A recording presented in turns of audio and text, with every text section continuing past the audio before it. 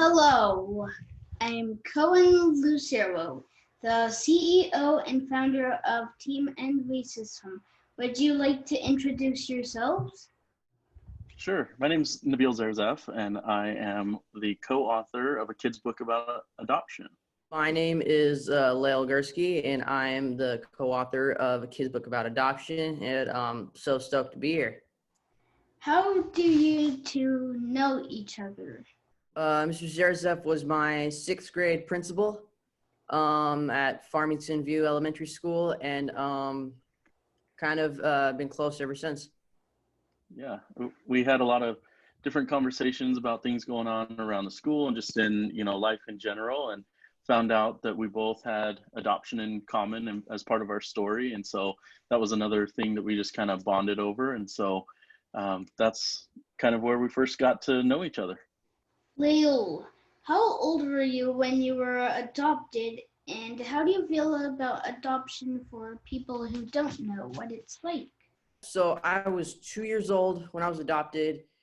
I feel good about adoption. It's even though I was raised by different parents, I still have a good connection with adoptees, people who were adopted, people who maybe have adopted, like Mr. Zarzef. I hope that I meet more people who are adopted, and knowing that that person and I can spend more time together. Okay. Do you want to tell them that you were adopted? Oh yeah, I was adopted too. Oh, I didn't know that. Thanks for sharing that. Oh, you're welcome. So, Nabil, how did it feel when you met your baby son, Addie, for the first time? I imagine I felt similar to any parent when a child is born, that you're kind of overwhelmed with all sorts of different emotions, obviously joy and excitement and happiness, but also a lot of nerves and just not being sure how everything is going to go. I would say that just the fact that we were able to be there when Audie was born was really a huge step, and that my wife and I were in, the hospital at the time that he was born was really cool. But a lot of people don't get that same experience through adoption, and so I recognize too that that it happens a lot of different ways that people become parents. Leo, I know it's sad, but how did you handle being bullied because you were adopted? I went through some struggles with bullies. There was this one kid a while ago who him and I had an argument. Then one of his comments were, "Well, at least I'm not adopted," and which had nothing to do with the topic. And so, and I got angry, but I was taught by my family to always walk away and go to resources. And by resources, it meant like trusted adults to help you with this. And those people were like teachers, principals, staff members, and one of them was Mr. Zarzef, who helped kind of directed me and steered me to the right path. Yeah, and I also had a good group of supporting people, friends who were good to be around with. We don't need bullies in this world, and if I gave you a piece of advice, I would say try not to let yourself down if they get to you. Just keep being who you are. Don't let them change you, and keep doing good things. Wow, that's some nice advice. Nabil, what was the most challenging part of writing the book? Being an adoptive parent, I only have one side of the story. And with adoption, there's kind of three sides to the story. You have, the child, you have the birth family, and then you have the adoptive family. And so for me, I think one of the challenges is just realizing that I only have one side of that story, which is why I was so thankful to have Leul, who was able to provide the side from, a kid perspective about what adoption was like in his experience in his life. But it was hard, not having that third piece, which is the voice of a birth family or birth mother. That was something that that I think we were constantly trying to check ourselves on and remind ourselves about how that that voice, would be heard in the book. If you could tell people one thing about adoption, what would you want them to know? Being adopted and like people asking you questions, it can be hurtful.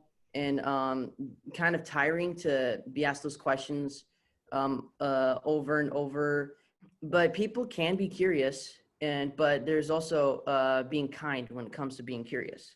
I just love the feeling of being with my family and wanting to be like that normal family that people don't poke about.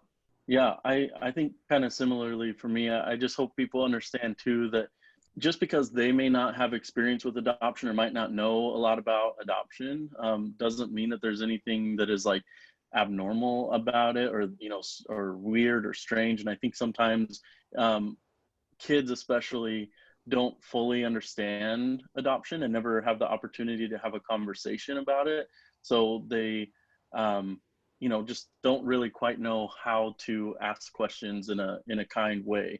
And I think one of the things that a kid's book about does a great job about is having conversations that are more difficult and complicated like this, and also including things like belonging and empathy and emotions and all the things that go into a conversation like adoption also touch in other areas like that. So, for both, what do you think people get wrong about adoption, and how can we help? To me, what people get wrong is that, my story is my story to tell. And, adoption is a big part of my life. But when people ask those questions, they make it seem that, adoption is who I am. It will always be. It's like the center of everything. Well, it's a fraction of who I am. I'm into music, movies, and it's just that it isn't the main subject. It's it's just a fraction of a bunch of other stuff that I can be and who I want to be. I think with adults, one thing that I hear a lot is they like to tell me that my son's really lucky, to be in our life and to have us as parents. And I think that's one thing that I think people sometimes get wrong, which is like, I don't feel that he's lucky. I feel like we're lucky as parents to have him in our life. And so I just wish that people kind of would flip that a little bit in their own minds about like, it's not about me, it's about our son, and wanting to make sure that like he has all the opportunities, possible. And again, like Leo said, adoption is just one piece of his story. It's a small part of who he is, and we're still learning. He's only, 2.5 years old. So I can't wait to see all the things that he is able to grow to be. Can you share your thoughts on adoption, Coco? Okay, adoption is pretty cool for what I could say, because adoption is very special, and no one knows if they are gonna adopt or not. It's just like no one knows. So that's how special it is. Like, I joined my family at 2 years old, and I was officially adopted at 5.5 years old in 2018. We like to say our hearts match, but our skin doesn't. But we are family. That's really beautiful. 3 words. Yeah, I think that we feel a really similar way in our family, is that, adoption comes about for many different reasons and in many different ways, but really the center of it is love, and we're all family, and we're just, here to love each other. Do any of you have questions for me? Because I love questions.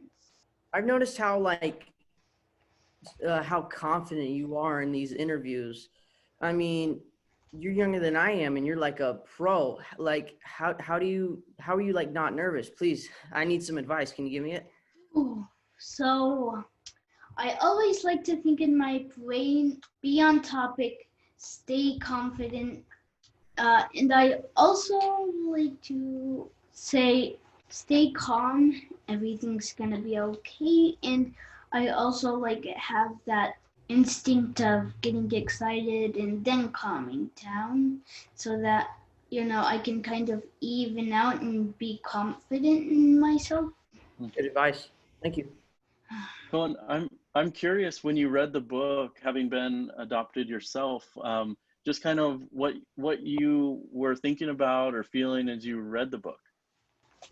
I thought a lot about how like the adoption process works. It's like someone who's getting adopted, and like from another country, it's like cool that that person's from another country getting adopted. So Like, I there's all different kinds of yeah. adoptions. So yeah, I feel like there's lots of adoptions, and adoptions are special.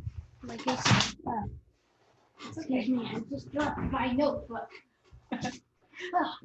Sometimes it falls, sometimes it doesn't. It's amazing what you've accomplished with such little time and with the world we're living in, and you being the captain of Team and Racism. It's so inspiring. So, really appreciate what you do.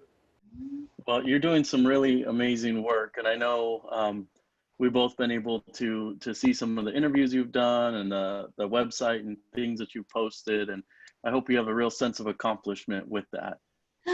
Thank you. Now, I have a question for you, Sean. Just a little fun one. What are your talents and hobbies you like to do for fun?